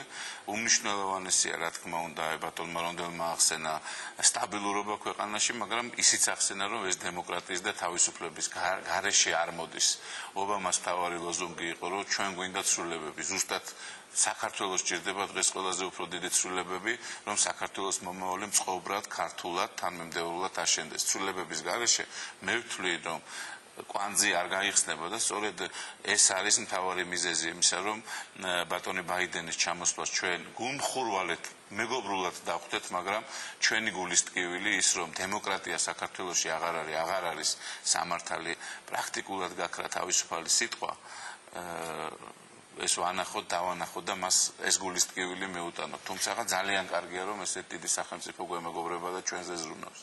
კარგით, გადმოვიდეთ შიდა პოლიტიკაზე და კონკრეტულად დღევანდელ დღეზე. თქვენ ისედაც აქტიურად ხართ პოლიტიკაში უკვე ამდენი ხანია, ვთქვათ, ხართ ერთ-ერთი გამოკვეთილი ლიდერი ოპოზიციის, ანუ ამას იმიტომ ამბობ, რომ მინდა გითხოთ, რაში დაჭირდა ლევან გაჩეჩილაძეს, ასე ვთქვათ, ახალი საზოგადოებრივი მოძრაობის ჩამოყალიბება, ამით რომ დავიწყოთ, ვთქვათ, დღევანდელ მოძრაობაზე. მინდა გითხრათ ის, რომ ეს ლევან გაჩეჩილაძეს არ დაჭირვებია, ეს ჭირდება ჩვენ. ინიციატორი იყავით ერთ-ერთი და მე ამას გულისხმობ. ერთ-ერთი დამფუძნებელი ვიყავი შეიძლება იმ 50 კაცთაგან, რომელსაც ეს ინიციატივის სურვილი გაუჩნდა. ყველას მათ მე ძალიან დიდი მადლობა მინდა გადაუხადო ამ ვაჟკაცური და გმირული ნაბიჯისთვის. მე ვთვლი, რომ ეს გმირობა კი იმ ფონზე, რაც დღეს ხდება საქართველოში. ეხლა ერთი წამით მინდა შევადარო პუტინის ნაბიჯები, სააკაშვილის ნაბიჯებს. ტელევიზიასთან მიმართებაში მე მგონი გახსოვთ ხომ NTV-ზე თავდასხმები, მანამ სანამ NTV სახელმწიფო არ გახდა, ზუსტად ისეთივე თავდასხმები იყო რუსთავი 2-ზეც, ზუსტად ისეთივე თავდასხმები იყო იმედზეც.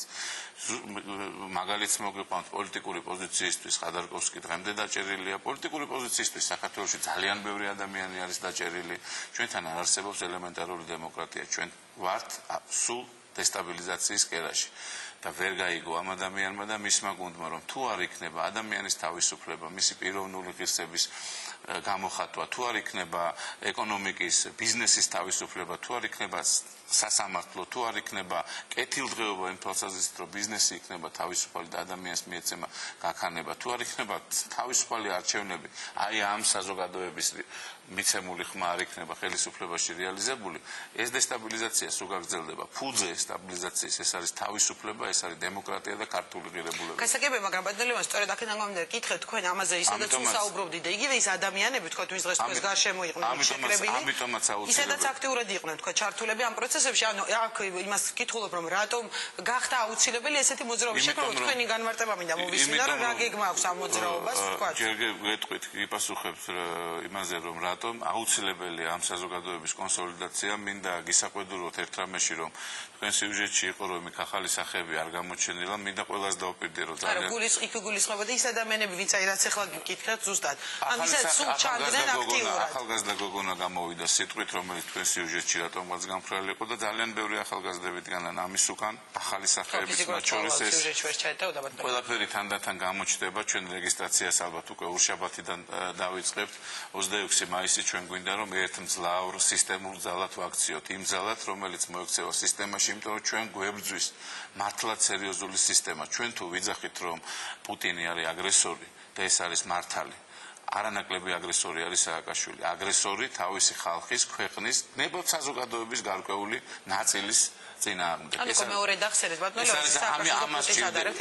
სააკაშვილი დღეს მთელს თავის რესურსს ხარჯავს იმაში, ფულიდან დაწყებული, მედიით დამთავრებული ეს სონდერ ბრიგადა იქნება ძალოვანი სტრუქტურები, რომ თავისი სავარძელი შეინარჩუნოს. ამას თუ სისტემა არ დაუპირისპირდა, ჩვენ თუ ჩვენ საზოგადოების წევრებმა, ძალიან ბევრმა ცნობილმა ადამიანმა, ზოგმა უცნობმაც არანახა მაგალითი ჩვენ საზოგადოებას ბრძოლის უნარიანობისა, ჩვენს ქვეყანაში ცვლილებებს ვერ მივახცევთ, ვერც თავისუფალ არჩევნებს მივახცევთ, ვერც თავისუფალ სასამართლოს და ვერც თავისუფალ მედიას მივახცევთ. ბატონო, შესაძლოა ეს გახდეს პოლიტიკური ორგანიზაცია და დავასრულებ უბრალოდ კითხვას. ძალიან ბევრი იგივე ჩემ ჟურნალისტურ ეს თქვა საქმიანობის მახსოვს, ბევრი საზოგადოებრივი მოძრაობა ასე იქნებოდა და მე თითქმის ყველა გახდა პოლიტიკური პარტია. შესაძლოა ეს იმიტომ რომ პოლიტიკური მიზნებისთვის არის თქვენ დღეს საუბრობდით ყველანი რომ თავარი მიზანი არის თქვა თავისუფალი არჩევნები და ვადამდელი საპრეზიდენტო არჩევნები. იქ იყო საუბარი მე თქვენ ერთ-ერთ ინტერვიუს კითხულობდი რომ რეგიონული ოფისები რომ საკაბინეტო მუშაობა ანუ გავს პარტიულ საქმიანობას შესაძლოა ეს პოლიტიკურ პარტიას ჩამოყალიბდეს პოლიტიკური საქმიანობა არის, როდესაც საზოგადოებას თავისი მიცემული ხმის რეალიზაცია უნდა არჩევნებზე. პოლიტიკური საქმიანობა ის, რომ ადამიანებს ქუჩაში აღარ ხვდენ. არა, მე უბრალოდ გუშინ პარტია თუ ჩამოყალიბდება. პოლიტიკური საქმიანობა ის, რომ სამართალი იყოს, პოლიტიკური საქმიანობა ის, რომ ბიზნესი არ იყოს შევიწროებული. ეს არის უმთავრესად საზოგადოების საქმე, ეს არის საზოგადოების უძლიერესი აქტიურობის, უძლიერესი პატრიოტიზმის და საზოგადოების უდიდესი თავდადების საქმე. ეს ორგანიზაცია არასდროს არ გახდება პოლიტიკური ორგანიზაცია, ჩვენ დავარქმევთ ამ ორგანიზაციას, მაშინ თუ ამ ორგანიზაციამ არჩევნებში მიიღო მონაწილეობა. მე თქვენ გაძლევთ პატიოსან სიტყვას, რომ ეს ორგანიზაცია არასდროს არჩევნებში მონაწილეობას არ მიიღებს.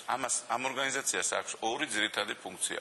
პირველი ეს არის მშვიდობიანი პროტესტი, რომ ჩვენ საქართველოში მივიღოთ თავისუფალი არჩევნები და თავისუფალი არჩევნები იქნეს რეალიზებული. არანაირ არჩევნებში მონაწილეობას ეს პოლიტიკური ეს საზოგადოებრივი ბოდიში ორგანიზაცია არ აპირებს. მე ძალიან ბევრჯერ შემეძლო რომ პოლიტიკური ორგანიზაცია შემექმნა, მაგრამ ხო, ეს რატომ თქვენ პოლიტიკურ პარტიაში არ გაერთიანეთ რომელიმეში?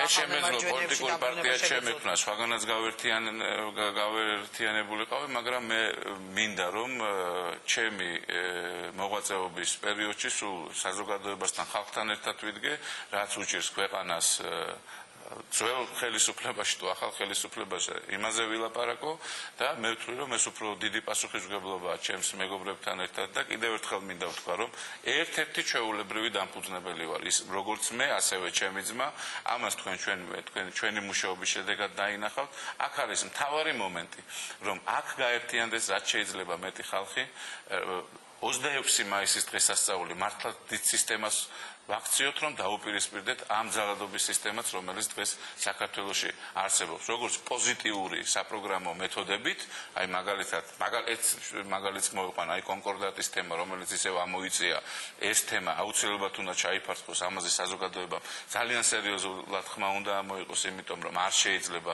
დღეს კონკორდატის თემის გადახვედრა ამა თუ იმ ფორმით სულ არ მაინტერესებს რა ეს იზრდება ღამე ლევან რამიშვილს ან მისთანებს და ასევე საპროტესტო ქუჩის აქციები რომელიც სხვა არ დაგვისამართალი არ არის პრეზიდენტს იმპიჩმენტს ვერ გაუკეთებ გამორიცხულია იმპიჩმენტის კანონმდებლობა უზენაეს სასამართლოში ვერ იჩივლებ იმიტომ რომ საჩივარს არ მიიღებენ არჩევნების მერე არ გამოგვივიდა ჩვენ ეს საქმე ჩვენ ერთადერთი გზა დაგვიტოვეს ქუჩაში პროტესტი და თანაც ამასაც კიდევ ისე ამკაცრებენ როგორც დიქტატორულ ნაბიჯებს ჩვევია ამიტომ ჩვენის მაგალითით ჩვენ ჩავჯდებით ბატონო საზოგადოების აქტიური წევრები მიიღებენ ამაში მონაწილეობას რომ შეიცვალოს ამ ქვეყანაში ხელისუფლება რომ საზოგადოების თითოეული წევრის არჩევანი იყოს სწორად რეალიზებული ქვეყანაში მერც მონეთ რომ თქვენ შვილებს თქვენი შვილებისთვისაც კეთდება ეს საქმე კარგი, ბატონო ლევან, რა ფინანსებით იქნება ეს ორგანიზაცია?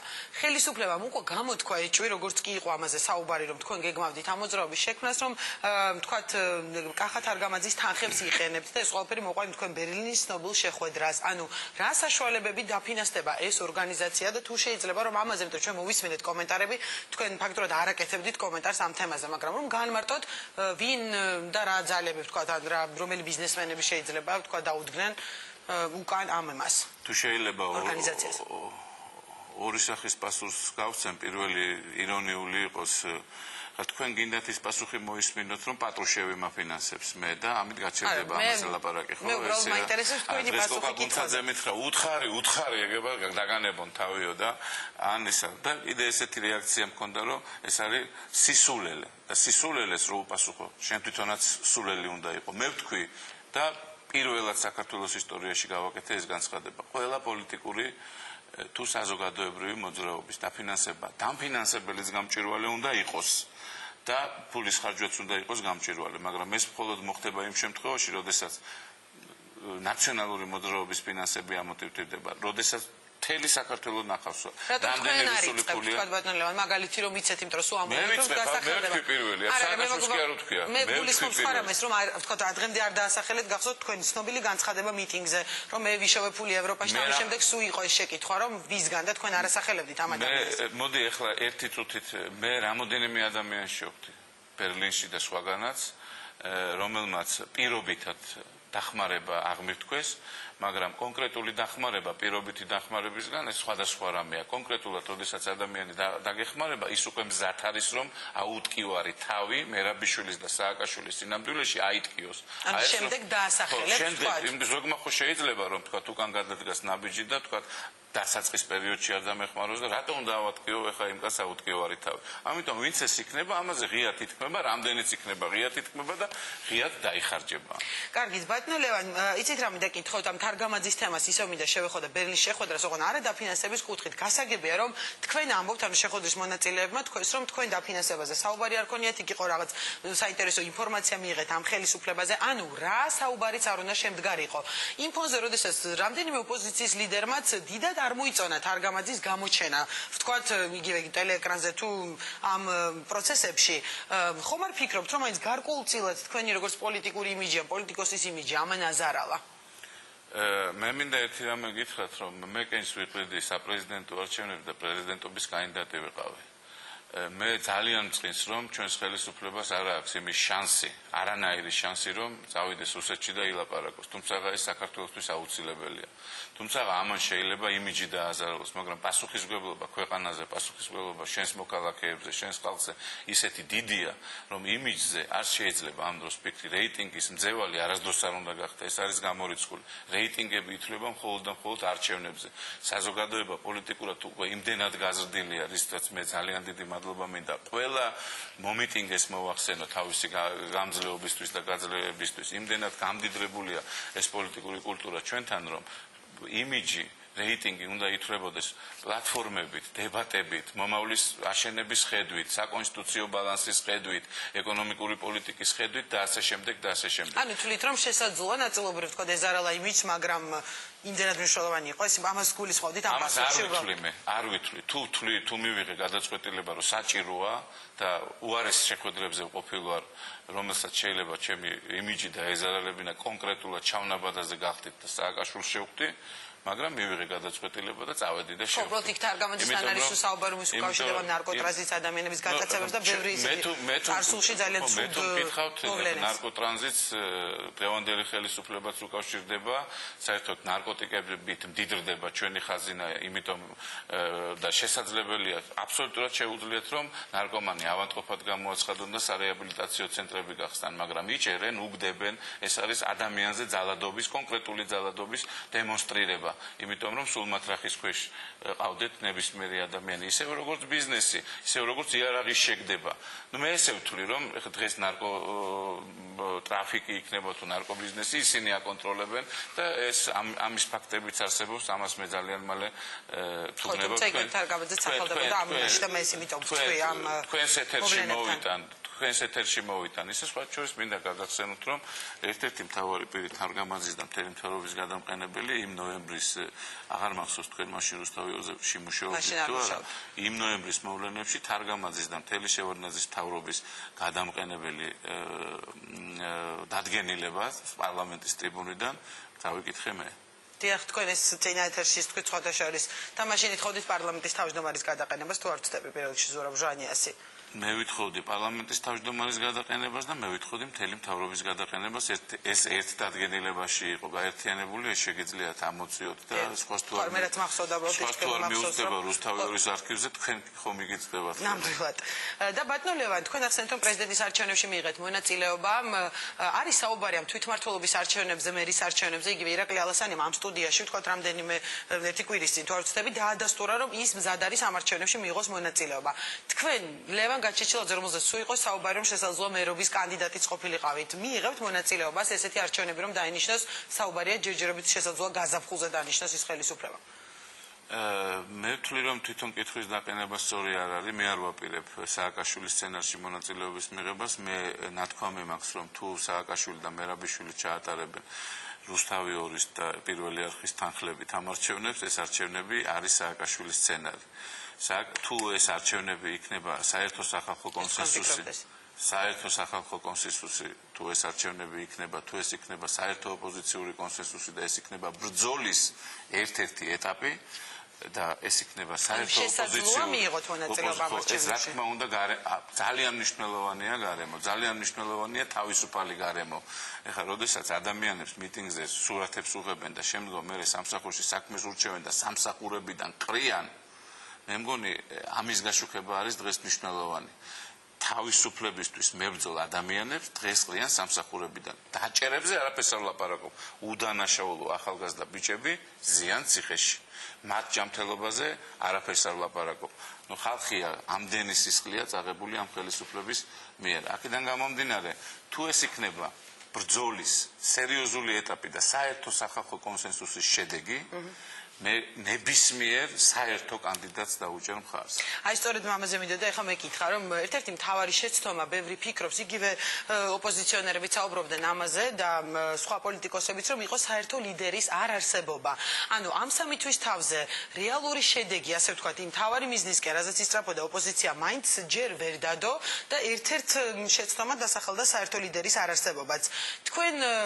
თქვენი მოსაზრება როგორია? ანუ ფიქრობთ რომ უნდა იყოს ასეთი ლიდერი და ვთქვათ ნებისმიერ ადამიანს იგივე ირაკლი ალასანიას რომელზეც ჯერ კიდევ როდესაც პოლიტიკაში მოდიოდა სულ იყო საუბარი რომ ალასანია მოდის საერთო ლიდერად და შემდეგ საერთოდ აღარ დასახელდა ასეთი პიროვნება ოპოზიციის მხრიდან და უჭერთ ვთქვათ მხარს იგივე ალასანიას და ნებისმიერ კანდიდატს და თქვენც ერთ-ერთი ლიდერი ხართ და იმიტომ გეკითხებით. არა, მართლობა საერთო ლიდერზე შეთანხმება ძალიან ნორმალურია და ძალიან ჯანსაღია. თუმცა მედალს მეორე მხარეც აქვს ამ დემოკრატიისთვის ვიბრძვით ჩვენ, ვიბრძვით იმისთვის რომ ბევრი ლიდერები იყოს და კონკურენტუნარიანი გარემო არის თავისუფალი არჩევნები.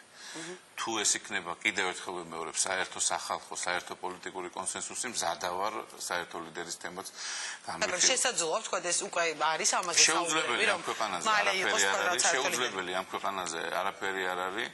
მე მინდა დავესესხო ჩემი მეგობრების სიტყვებს თავარია ჩვენ არ ჩავეწეროთ სააკაშვილის და მერაბიშვილის სცენარში, იმიტომ რომ სააკაშვილის და მერაბიშვილის სცენარი არა მარტო ოპოზიციისთვის, მთელი საქართველოსთვის დამღუპველია, როგორც შიდა პოლიტიკისთვის, ასევე საგარეო პოლიტიკისთვის.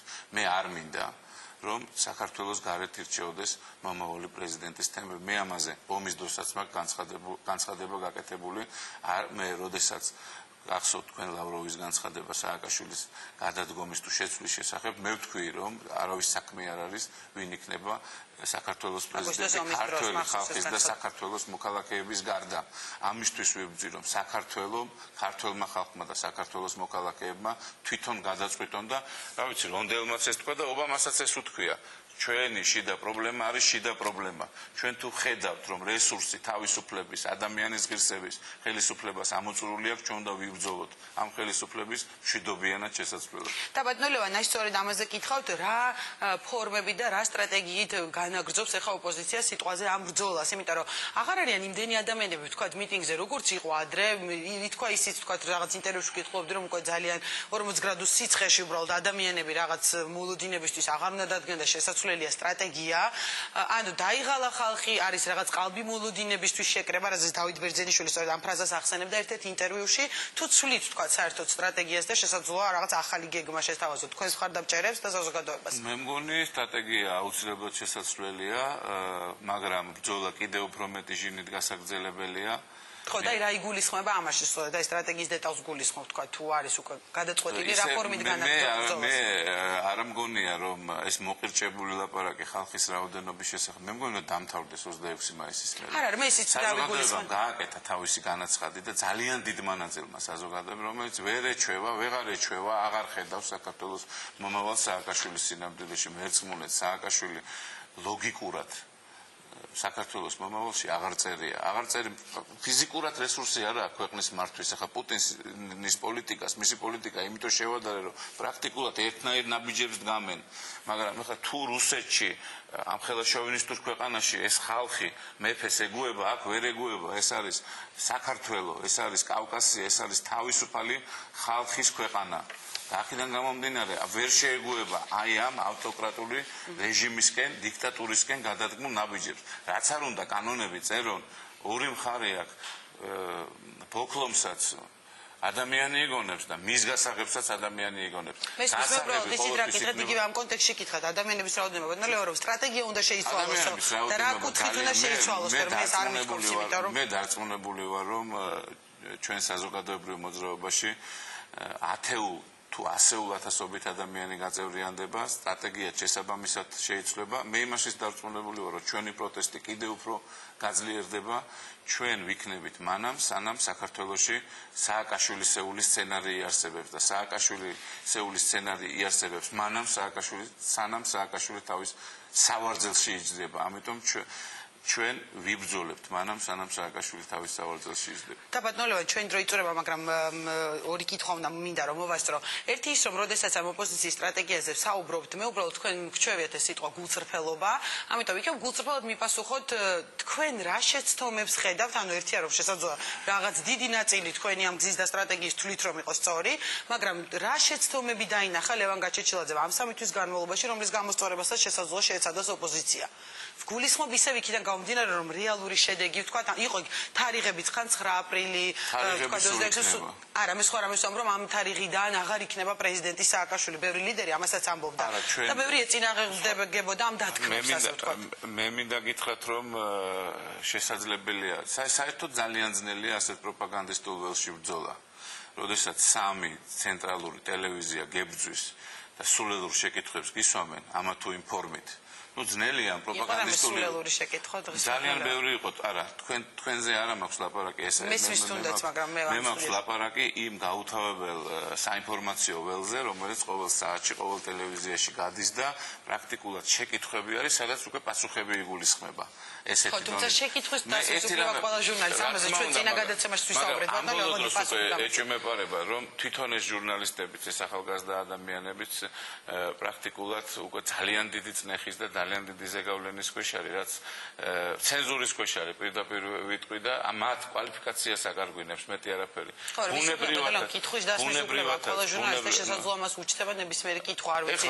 მე აღარ მინდა ამ თემაზე ჩვენ მე ვისაუბრეთ ამ სტუდიაში წინა გადაცემაში. ეს კითხვები, აი რო ჩამოვთვალო ამ 3 თვის განმავლობაში ეს მე რატომ მინდა ვთქვა, ძალიან უსამართლოველია. ესეთი უსამართლოველია სამართალშიც.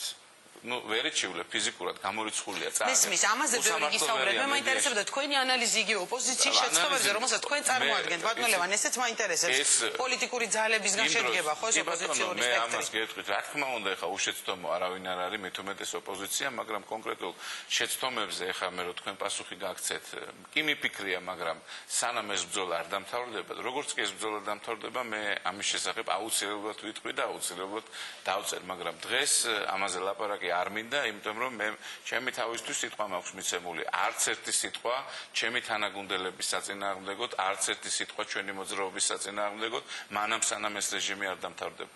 კარგი და ბოლო კითხვა, თუმცა მანამდე ერთ ვიტყვი რომ ჟურნალისტებსაც როგორც ექცევიან, არც ეს არის ხოლმე ხანდახან მისაღებენ, იმიტომ რომ ჩვენ ამ თემაზე გვისაუბრია და აღარ განვავრცოთ და ბოლო კითხვა თქვენ თქვით რომ აუცილებლად, იმიტომ რომ მე ჩემი კოლეგები და დავიცე ყოველთვის. და ბატონო ლევან, თქვენ კოლეგებს, თქვენი კოლეგების დასაცავად გქონდა. ხშირად ყოფილა ხოლმე შეტევები თქვენი მხრიდან ჩვენს კოლეგებზე, თუმცა ახლა ჟურნალისტი არის მხარე. აღარ განვავრცოთ. მოდი თქვენ ამ ეთერში ბოდიშიც მოუხადეთ ჩემს კოლეგებს, რაც ძალიან კარგი იყო და გადავდოთ ახლა ეს თემა და ბოლო კითხვა თქვენ დაასახელეთ რომ ადამიანებს უშვებენ სამსახურიდან, ну თქვა პოლიტიკური ნიშნით, აი ამ ეთერში თქვა გადაცემის ბოლოს შეგიძლიათ კონკრეტული პიროვნებები დაგვისახელოთ, ვინ დაითხოვეს სამსახურიდან და ამ ადამიანებს სახელაგვარი გვითხრათ. მე ან მიაწოდოთ საზოგადოებას და თქვა ჩვენ ჟურნალისტებს ამის შესახებ ინფორმაცია. მაშინ დიდი ინიციატივით გამოვალ და ამას მე საჯაროდ გამოგიგზავნით, ამაზე პრესკონფერენციას მოვაწყობთ, რომ დაიწყება ჩვენი მოძრაობის რეგისტრაცია, ვინც დაითხოვეს მიტინგზე, სიარულზე და ვიცაც სურათები გადაუღეს სხვათა შორის ახალგაზრდების ანუ ეს როგორი პრევენცია თუ არ არის კონკრეტული ფაქტები მე შვილის მეგობრები დაიბარეს პოლიციაში ანახეს თავისი სურათები 20 წლის ბავშვებზე მაქვს ლაპარაკი ანახეს და იქ მისული არ დაგინახო თორე წამალს ჩაგიგდებ იარაღს ჩაგიგდებ ნორმალური ჯანსაღი ადამიანები ესეთი ინფორმაცია მომსვლია ძალიან ბევრი. ეხლა მე თუ ამის ათასობით ადამიანის სიას დავწერთ თუ გნებათ სპეციალურ პრესკონფერენციას ხო ანუ კონკრეტულ ადამიანებს დაასახელებთ მათ უფროსებს გამოვაგზავნე რომ გავაშიშვლო ეს ადამიანები პოლიტიკური ნიშნით რატო ყრიან სამსახურებიდან ხალხს. კარგით ველოდებით ამ ინფორმაციას თქვენგან ძალიან დიდი მადლობა. კი ბატონო მოგვაწოდეთ ვინ დაითხოვეს პოლიტიკური ნიშნით და დავინტერესდებით. მე მგონია რომ ჩვენი საქმე ძალიან კარგად მიდის. მე მგონია რომ ჩვენ მეგობრები გარეთაც და შიგნითაც გვემატება ჩვენ ბრძოლის უნარიანობა გვემატება უპრეცედენტოდ დიდი ხანი გავიდა 9 აპრილის მოვლენებიდან კიდევ უფრო დიდი ხანი გავიდა ამ 2 წლის ბრძოლიდან და ეს ბრძოლა აუცილებლად სიმართლის და საქართველოს სასარგებლოდ დამთავრდება ამაში ვარ ღრმად დარწმუნებული კარგი, ძალიან დიდი მადლობა. ლევან გაჩეჩილაძე იყო ჩვენი გადაცემის ბოლო სტუმარი, პოზიცია დასრულებულია. ჩვენ მომავალ პარასკევს კვლავ შევხვდებით ამ სტუდიაში ერთმანეთს იმ კვირის მთავარი თემით.